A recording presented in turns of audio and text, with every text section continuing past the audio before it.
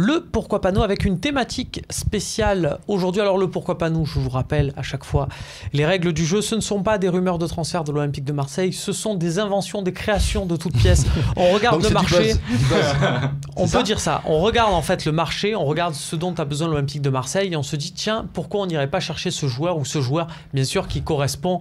On ne va pas vous dire pourquoi pas Cristiano Ronaldo. On regarde bien sûr en fonction du budget de l'Olympique de Marseille et des besoins. C'est pourquoi aujourd'hui, surfant sur la phrase de Rudy Garcia en conférence de presse après la victoire contre Ostende qui déclarait mettre toute son enveloppe sur le recrutement d'un grand attaquant et s'il reste un peu de monnaie, on ira chercher un défenseur polyvalent. On est allé chercher du côté des latéraux, justement un peu polyvalent, dans un budget moindre pour voir un peu ce qui pourrait correspondre à l'Olympique de Marseille. Et le premier nom que j'ai à vous suggérer, messieurs, c'est celui du Niçois Arnaud Souquet.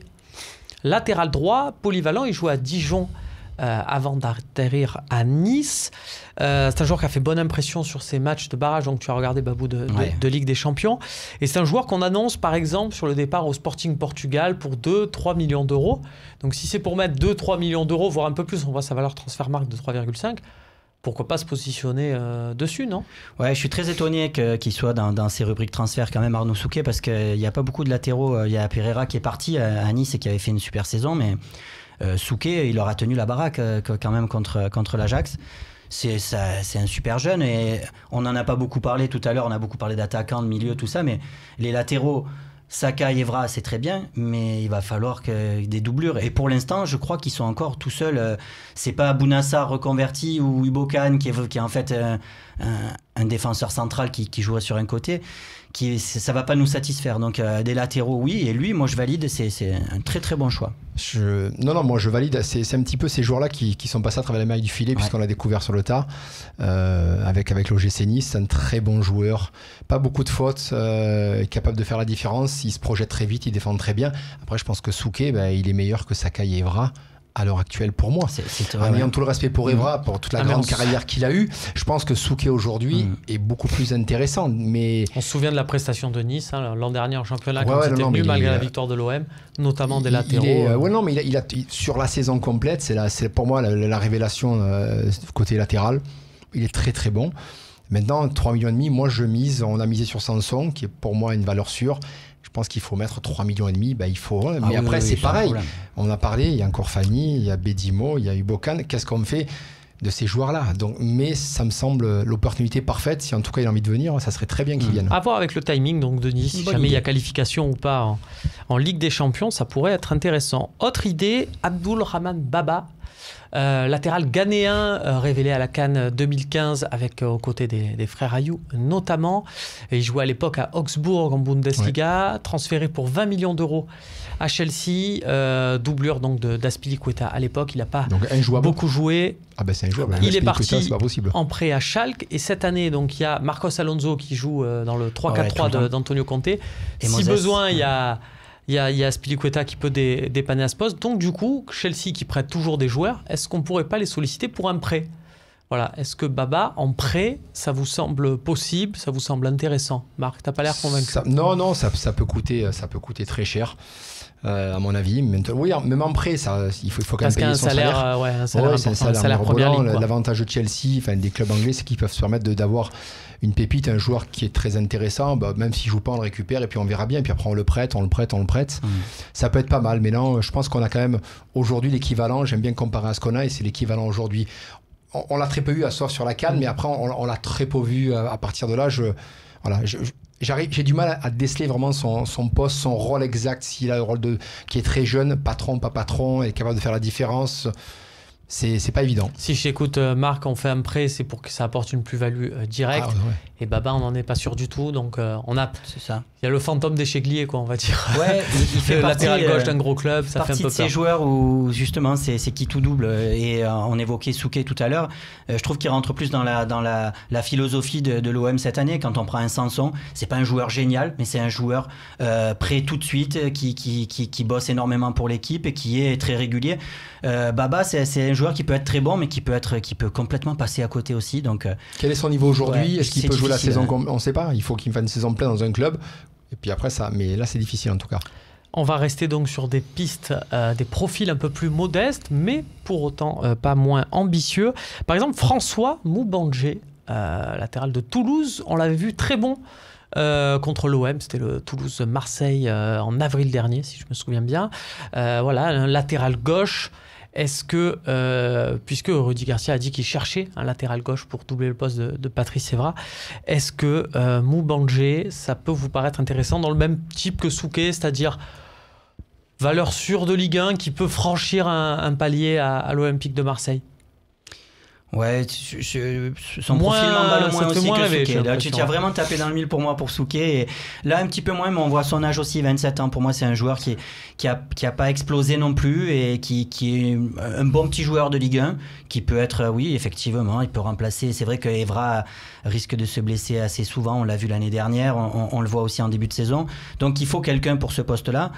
Mais c'est vrai que ça me fait pas rêver, Moubandjé. Marc, dans ton passage à Toulouse, tu n'as pas eu le bonheur de connaître Olivier Sadran en tant que président. Il est arrivé un peu après. Il est arrivé juste quand je partais, quoi.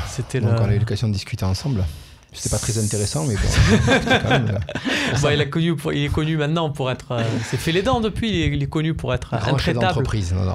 Intraitable au niveau des transferts. Donc là, on voit que s'il vaut 2,5 millions, il en demandera minimum 5, 6. Ouais. Est-ce qu'il faut mettre 5-6 sur Moubandjé ou on se calme, c'est Moubandjé? Non, mais Moubandjé a 27 ans, on le voit évoluer depuis quelques saisons. Est-ce que l'OM peut être ce détonateur pour le faire passer un cap? Peut-être, mais je n'ai aucune certitude aujourd'hui. On attend des saisons pleines. Quand je dis saison pleine, c'est que Souquet, voilà, il crève l'écran, on le voit, quoi.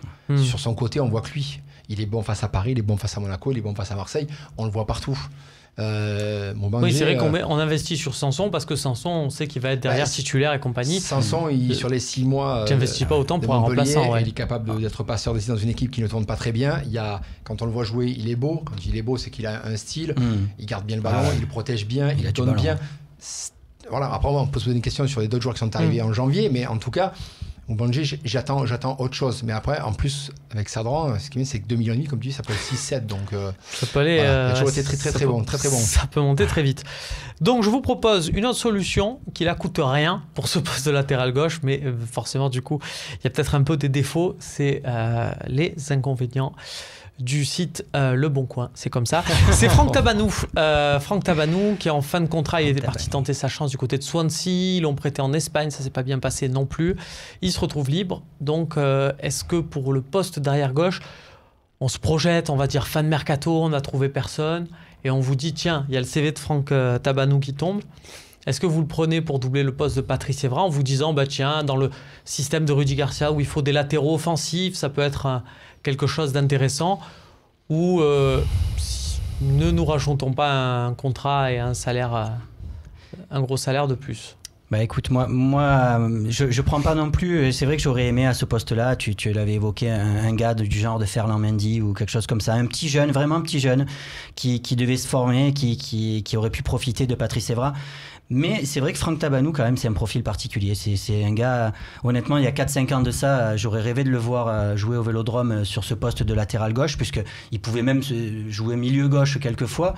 Alors attention, tu sais qu'il y a une jurisprudence ici. Il y a quelqu'un qui rêvait d'un joueur, un arrière-gauche d'ailleurs, il s'appelle Maxence Volpe, on le salue d'ailleurs. Oui, il rêvait d'un joueur, et il est arrivé, mais 4-5 ans trop tard, c'est Henri Bédimo. C'est pour ça.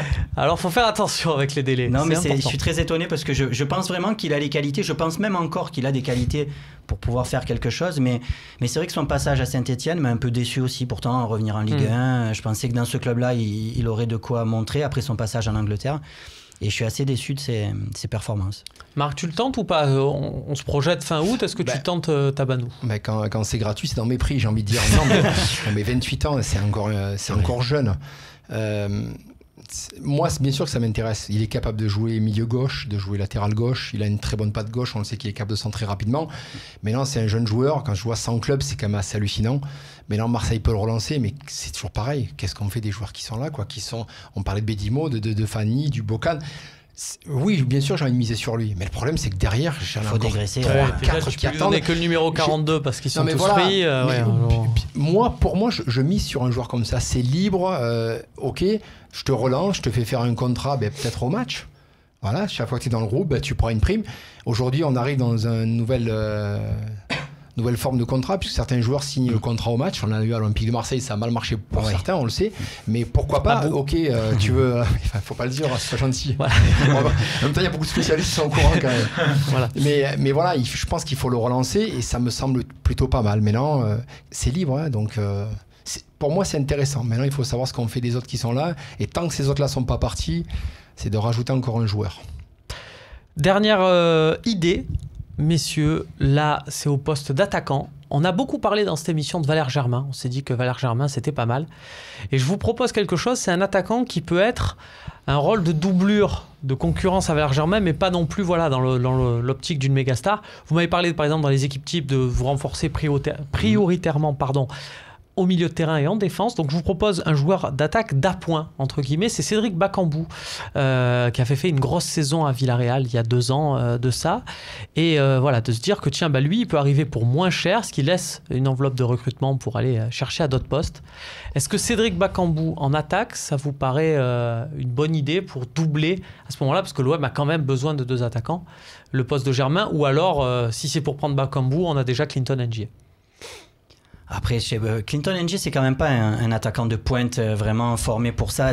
Il n'est pas racé sur ce poste-là. Mais c'est Bakambu, tu dis joueur d'appoint, il lui manquait de respect. C'est vrai que la saison qu'il fait à Villarreal il y a 2 ans, il fait vraiment une très grosse saison. Il y a une blessure entre-temps, il a perdu sa place de titulaire. Non, mais c'est vrai que c'est un jeune garçon aussi et qui, voilà, il n'arriverait pas dans la peau, à mon avis, d'un numéro 1 de la méga star qui arrive et qui est obligé de jouer. Je pense que c'est ce genre d'attaquant qu'on pourrait aller chercher.